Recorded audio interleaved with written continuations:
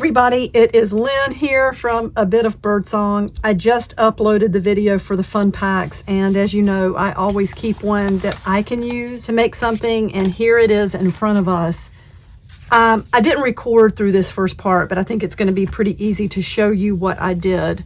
This is the cover that was on the Alice's Adventures in Wonderland and Through the Looking Glass. And you can see the glue coming through here, if that tells you how really ratty this cover is. I mean, it's a really dirty cover, but I love the cat face on the front. And I just tore a piece out of this fabric that came in the kit, and I cut it exactly to size. When you take the insides out of a book, you have to be careful. There's a lot of tutorials on that. Now, sometimes you don't have to be careful. With this one, it was so loose, and everything between, what do they call that, a hollow binding or whatever? Anyway, the pages just pulled out. The big part was separating any leftover remnants of paper or that, you know, a cheesecloth type material without tearing this away from this. And something that I did underneath this fabric, you can kind of see the different color. If you can see how this is the cream color, and so is that. But then in here, you can see a little bit of this. I cut a double layer of the envelope, just the size to fit in here, and glued it down to reinforce the spine. And you know what? I may glue more down. In fact, I mean, as I'm talking out loud, I think I'm going to do that. I will probably put another layer. Why don't I just go ahead and do it instead of talking about it?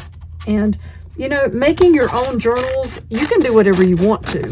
If something makes sense to you, then you can do it. There are certain methods that have names, you know, like particular ways of doing things, and they're named that way because you end up with a certain result, or, you know, it requires a very specific set of steps. But when I create, if I have an idea that I can see in my mind, in my mind's eye, and it feels doable, I just do it. So I'm going to go ahead and put more glue in here. And you know what? A lot of thrift stores sell books. The Dollar Tree sells books. You may have old books laying around your workshop or your house that you don't mind using the cover to make a junk journal. You can also make your own cover. Take a cereal box and cut it the size and shape that you want. Sometimes the natural creases in a box can be used where the front and back covers close. And then sometimes, you know, you just cut out the 3 different parts that you want to be the front and back cover, and then the spine. And then when you put fabric over that, you know, or cheesecloth and then fabric, or however you want to do it, you end up with a book cover. So the next thing I want to do is take a little bit of this. A lot of times, so one of the things that's so much fun about the fun packs is that they tend to be very eclectic.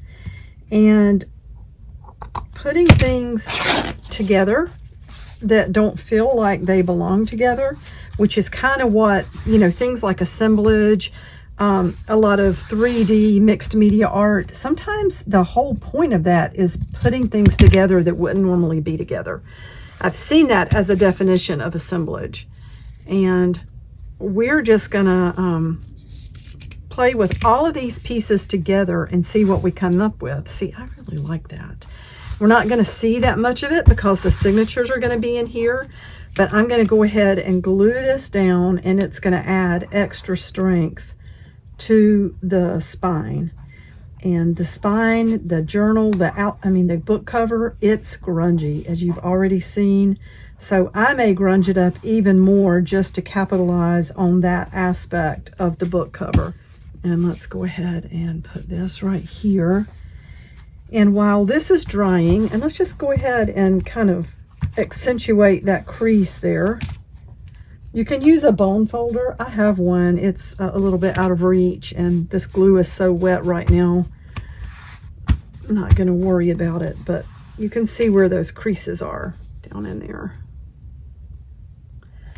And we're not going for perfection here. We just want a fun fun junk journal when we're done.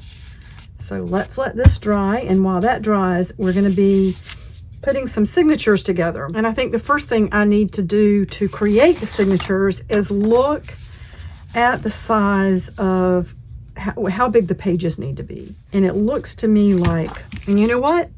So if you have a paper trimmer, you can put that on your desk, or you can cut things out by hand. You can just guess.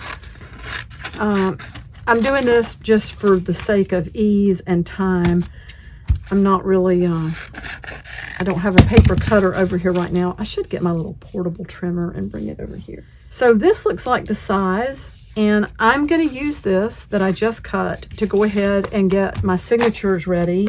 Let's see if I cut this square enough to be able to, or accurately enough to be able to round those corners. Yeah, so that's our first page. I'm going to turn the camera off while I put some signatures together, and I'll be back in a little bit. I did make some signatures, and let me show you one of the things that I did. It's actually the next day. So this cover is, the glue and everything is completely dry. Very ratty, but I like this. I like the Alice in Wonderland, the fact that it's got that on there. But let's go back and look at these signatures. I have 3 signatures, and the way I did those, I thought it was fun to have the pages from Alice in Wonderland be part of the signatures. So I laid the pages side by side, some of them, and put masking tape to hold them together since they had been torn apart. And that way they're the perfect size to fit into the book. You can do that with pretty much any pages. Sometimes I will take, and this one's not a good example really because it's all one big sheet, but you can glue things together, or not glue, tape things together that weren't together to start with. If you have large pages, you can also overlap them and tape them on each side and make them fit. So 3 signatures, 1, 2, 3, 4, 5, 6, 7. I think each one has 7 folded pages. 1, 2, 3, 4, 5, 6, 7. Yeah, so like in this one, I've got the map page. I've got one of the plain, like the cream color or off-white pages. There is the cat stationery. So this is the best example. You can see that I cut both of these down to fit as a perfect page size, and then I used masking tape to make a signature or a folded page with that. And then we have the bright pink paper. Here is part of the map. So I just used a part that was already folded, kept it long enough to be able to turn up part of this page or paper to make a little pocket, and then there's just, you know, the rest of the pages. So the plain pages, and this is one of the reasons I love to put just plain paper in with everything else. It does give you more options for making pages for your books. And then these pages, which I have, you know, a lot of vintage pages that are not going to be used to make book pages, but I can cut these down and embellish the pages that I've created. I could get more pages out of here, honestly, and I might, I don't know. We will just see. I feel like this fills it out pretty nicely though. I don't know that I want to add any more folded pages to the signatures, but I could come back. I'm going to decorate the pages with this, and then it gives me also material left over to put in my stash so that I have things, you know, to use for next time. And I still have some pages that I haven't even used yet, and I will probably use these for embellishing. I've got my fabric and trims and things here, embellishments and things like that sitting here. There's the bulldog clip. We will put these signatures in. Maybe I should go ahead and do that. Here's the thing though. You have to decide if you want to punch through this, the spine, and this is pretty old. I don't know that it will even take it. Or do you do kind of a hidden binding? I think I might do a hidden binding on this one, but I don't know. I don't really mind punching through this. It's definitely sturdy now with all these layers. I think it's probably just gonna, I don't know, it might brighten up this really dirty looking spine. So you know what, maybe I will just go ahead and punch through. All right, so maybe we will make a template. Can you hear the thunder?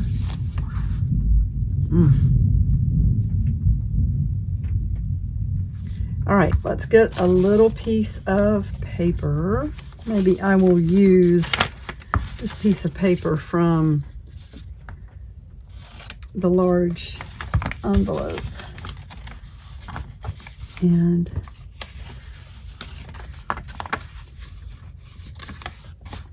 it doesn't have to be perfect, but you do want it to be straight. I could go over to my paper cutter. Let's see what we can do. Okay, that's a little wide. Still a little wide at the bottom. I don't know if you can see that. It's cut sort of slanted. I'm going to take it to the paper cutter and make it perfectly straight. Okay, that's much better. Okay, for this template, and I think I first saw this done by Jessica at Paper Terrace years ago. Just making a fold it in half, and then you can fold it again in half, or you can fold it a little higher. The thing about folding it in half, the holes are not going to be up at the top very much. So here's what I'm going to do. I'm going to fold it in half just to get symmetrical lines. I can't remember how Jessica did it. Her journals are beautiful, so I'm sure that she does an amazing job and is more precise than I am.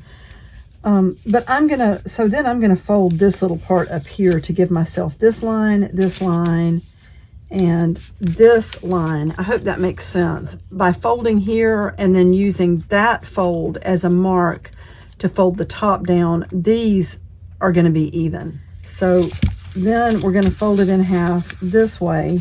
I hope I can go back and find all of my little dots. And you just have to make sure you're getting it exactly in the center if you can. And then we're gonna fold this towards the center.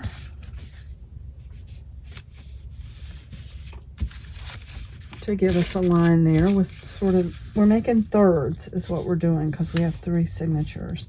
You can also take a ruler and measure out on a piece of paper where you want things to be. Now let me get a pencil and see if I can find, there, this is good. So let's make dots here at those 3 points where the folds intersect. And then here we've got 1, 2, 3, and then again at this bottom fold. 1, 2, 3. The folds are faint, but you can see them. And you know, it's probably not going to be absolutely perfect, but that's going to work. And then let's make sure this is centered. Oh, I know that my favorite awl is in the house. Let's get this out. That's what I use to press the awl into. And I'm probably going to poke through some of the letters in the spine. That's okay. Those letters I noticed were really close together to make the words, the Alice in Wonderland thing.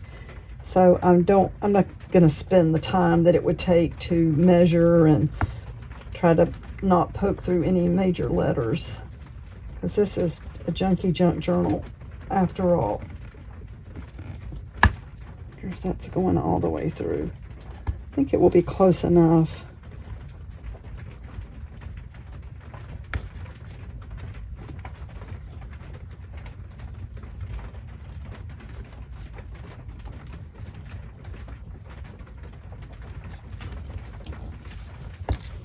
Okay, that at least marks out.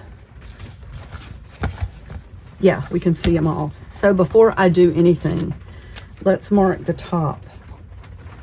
And that shows us where the holes are going to be for our different signatures. Because like in this one, let's go ahead. That's the very first set of holes. Let's take this signature, make sure it's lined up the way we want it, and we're going to lay this paper in here so that the holes are going to be lined up exactly with the ones we made in the book.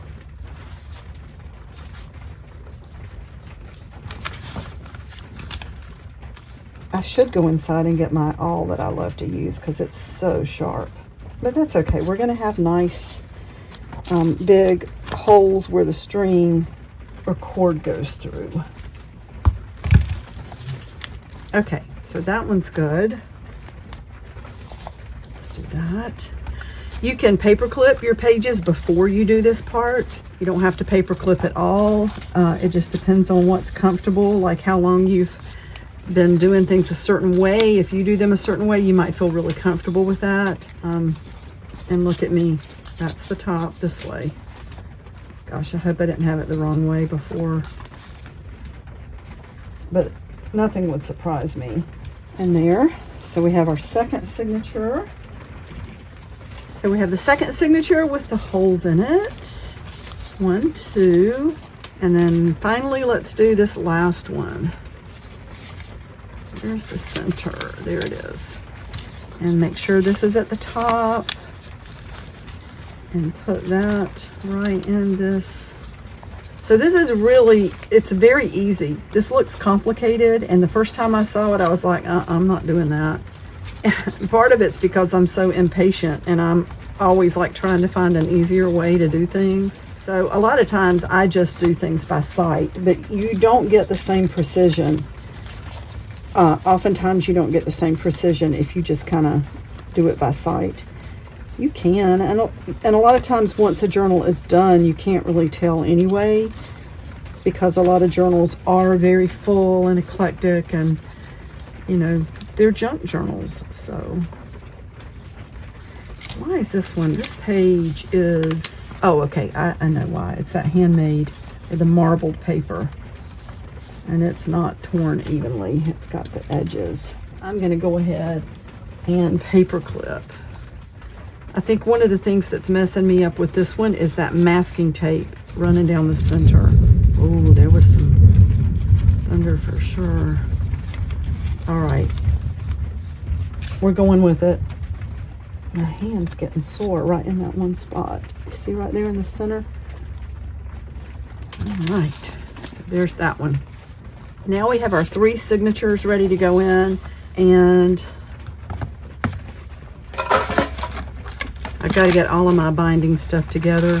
It's been all over the place just because of the retreat at work and the 2 different classes that I taught, and then having a little art bag in the house and also having stuff out here. I've got stuff everywhere, and oh, see, there's another awl. I need to put that with the other ones up here. And let's pick out the cord that we want to use. I may just go with the blue,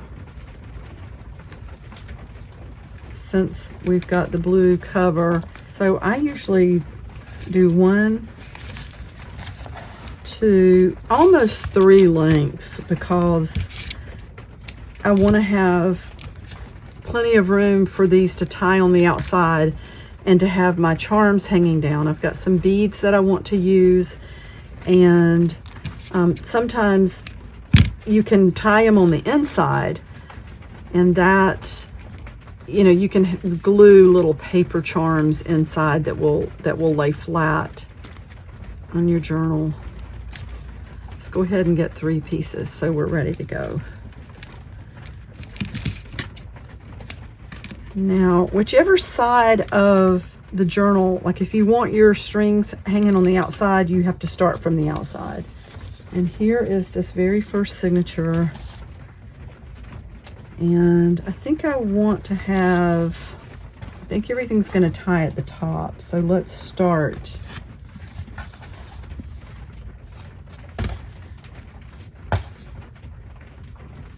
right here at the top.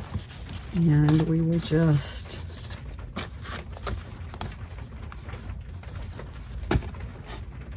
Go through that first hole. Sometimes you have to come back through to get everything lined up again.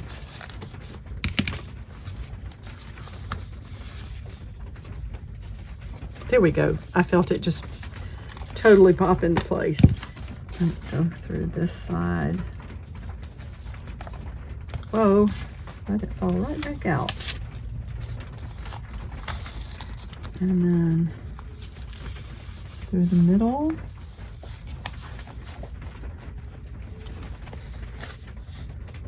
Be careful not to pull your thread all the way through and lose it.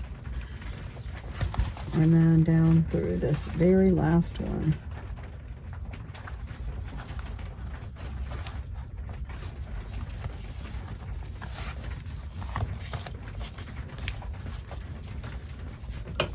Grab my pliers. A little help there. And then back up through this last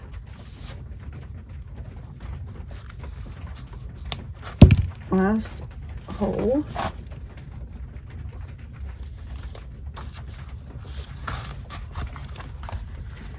See, that's not so hard.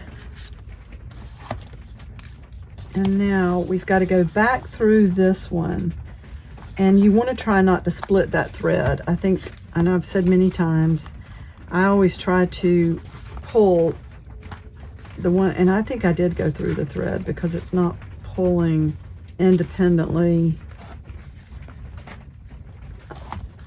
I did it again. I did. I could see where I split it that time. I don't like to split it because there, that's better. It allows you to adjust it later if you need to. Okay. So that's the first